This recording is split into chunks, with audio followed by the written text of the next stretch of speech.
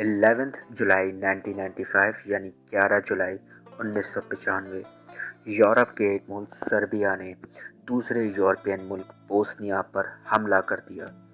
इस हमले का मकसद था बोस्निया को ख़त्म करना, सर्बिया को दुनिया के बड़े ममालिक में शामिल करना और मुसलमानों का कत्लेआम करना। इस जंग से पहले अमन फ़ौज के 25,000 जवान भी बोस्निया में तैनात थे, लेकिन जब सर्बियन अफवाज ने बोस्निया पर हमला किया तो इस कत्लेआम को कोई ना रोक सका और बोस्नियन अफवाज ने सर्बिया का मुकाबला किया, लेकिन सर्बियन अफवाज ने मुसलमानों को चुन चुन कर कत्ल किया। अंधाधुंध कत्लेआम के बाजार में 8,372 मुसलमान मौत के घाट सो गए। जख्मियों, कैदियों और माजूरों की तादाद तो बहुत ज़्यादा थी। इस हमले में अमन फ़ौज के तकरीबन 110 अफराद मौत का शिकार हुए और बाकी सिपाही भाग खड़े हुए। मुसलमानों को सर्बिया के हमले से बचाने के लिए किसी ने कुछ ना किया। ये अमन फ़ौज यूनाइटेड नेशन ऑर्गेनाइजेशन की फ़ौज थी।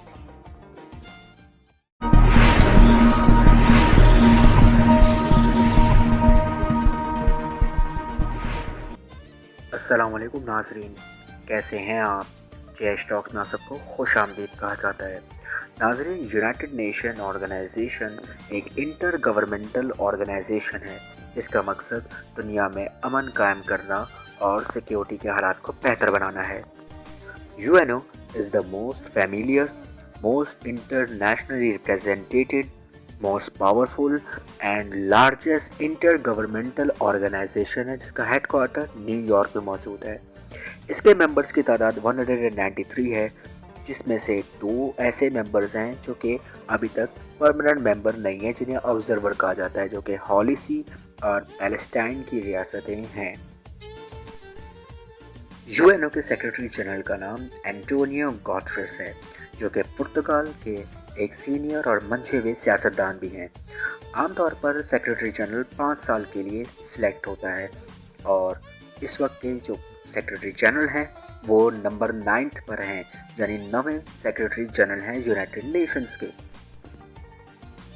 यूनाइटेड नेशन ऑर्गेनाइजेशन 24 अक्टूबर 1945 को कायम किया गया था वर्ल्ड वॉर 2 के बाद, जिसका मकसद दुनिया को वर्ल्ड वॉर 3 से बचाना था। इस इदारे को कायम करने से पहले अप्रैल 1945 में 50 कंट्रीज़ ने दुनिया के एक इदारा बनाया था जिसका नाम था लीग ऑफ नेशन। ये इदारा आगे जाकर यूनाइटेड नेशन ऑर्गेनाइजेशन बन गया। शुरुआत के दिनों में यूनाइटेड नेशन ऑर्गेनाइजेशन में 51 कंट्रीज शामिल थे और सन 2011 में 193 मेंबर शामिल हुआ, जो कि था साउथ सूडान। यूनाइटेड नेशंस के प्रिंसिपल ऑर्गन्स की बात की जाए तो उनकी तादाद बनती है 6, जिनमें है General Assembly, Security Council, Economic and Social Council, Trusteeship Council, International Court of Justice and UN Secretariat. इन सारे ऑर्गन्स में सिर्फ एक ट्रस्टीशिप काउंसिल ही ऐसी काउंसिल शामिल है जो कि अब नहीं रही। सन 1994 के बाद इसको सस्पेंड कर दिया गया था। इसके अलावा यूनाइटेड नेशन के वो इदारे जो दुनिया भर में सोशल एंड वेलफेयर वर्क कर रहे हैं, उनकी लिस्ट आपके सामने यहाँ मौजूद है। ये इन इदारों की तादाद तकरीबन 15 के करीब है और ये सब इदारे दुनिया में social, political, welfare work United Nation organisation के बजट पर और उनके बिहाफ पर परफॉर्म कर रहे हैं।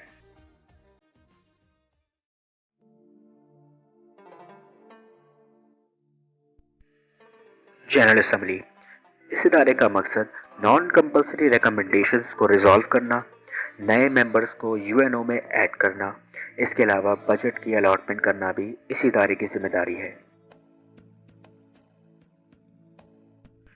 सिक्योरिटी काउंसिल, ये यूएनओ का दूसरा मेन इदारा है।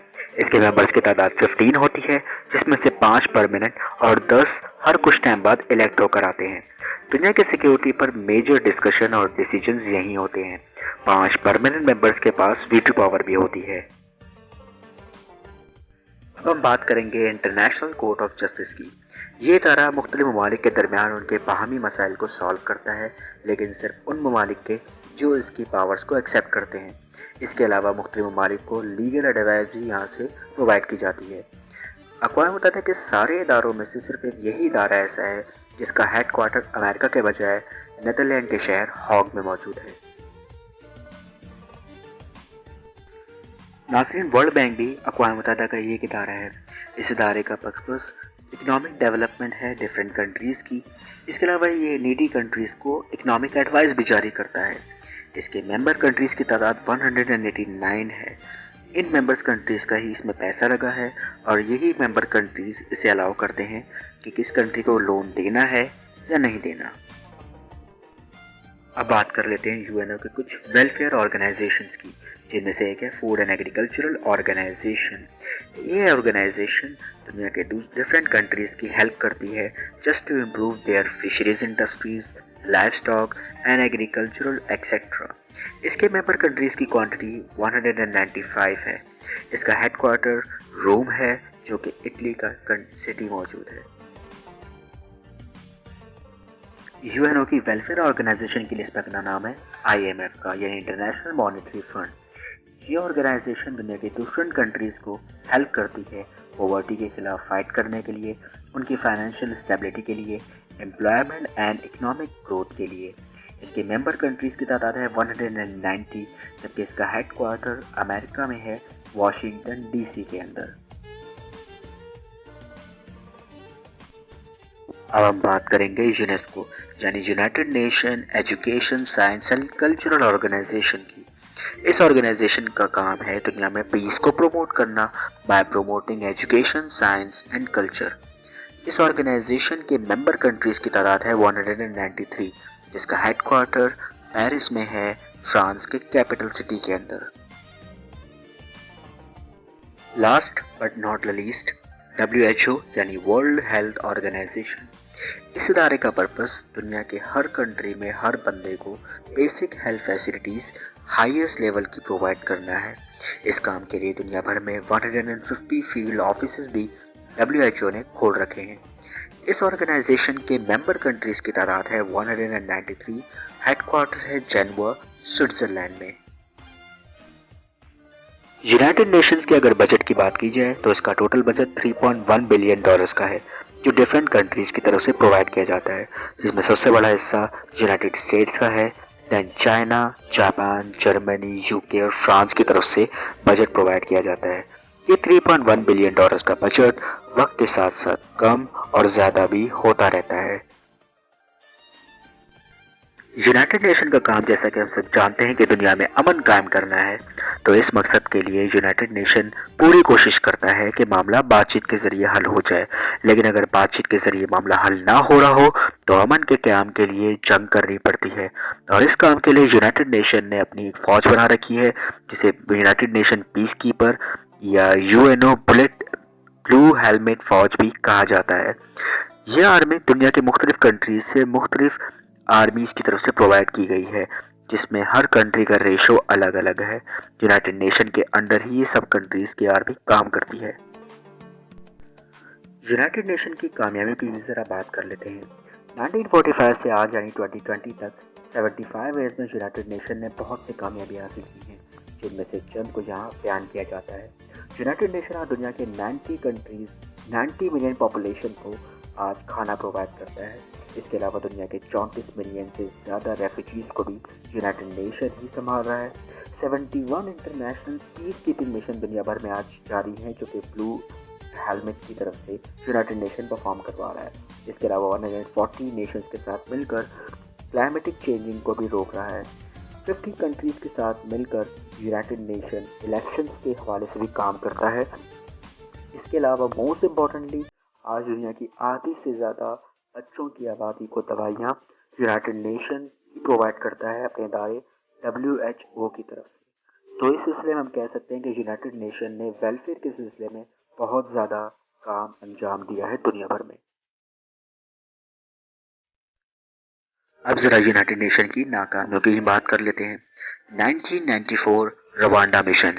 यूनाइटेड नेशन ने ट्राई करने की कोशिश की, लेकिन वो नाकाम रहा जब 1994 में रवांडा मिशन के दौरान हुटुस ने 1 मिलियन के करीब अपने दुश्मनों को यूनाइटेड नेशन की मौजूदगी में ज़िबाह कर दिया और 1 मिलियन के करीब लोगों की जान चली गई और यूनाइटेड नेशन कुछ ना कर सका।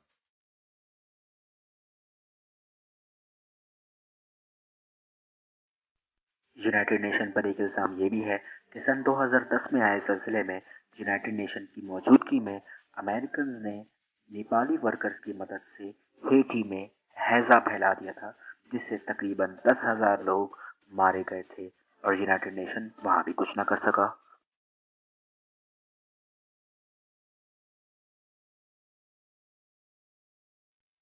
यूनाइटेड नेशन पर एक इल्ज़ाम ये भी है कि इसकी मौजूदगी में जो एक डील इराक और यूएस के दरमियान हुई थी, जिसके तहत इराक अपने ऑयल के बदले में यूनाइटेड नेशन से फूड एंड मेडिसिन को एक्सचेंज करेगा।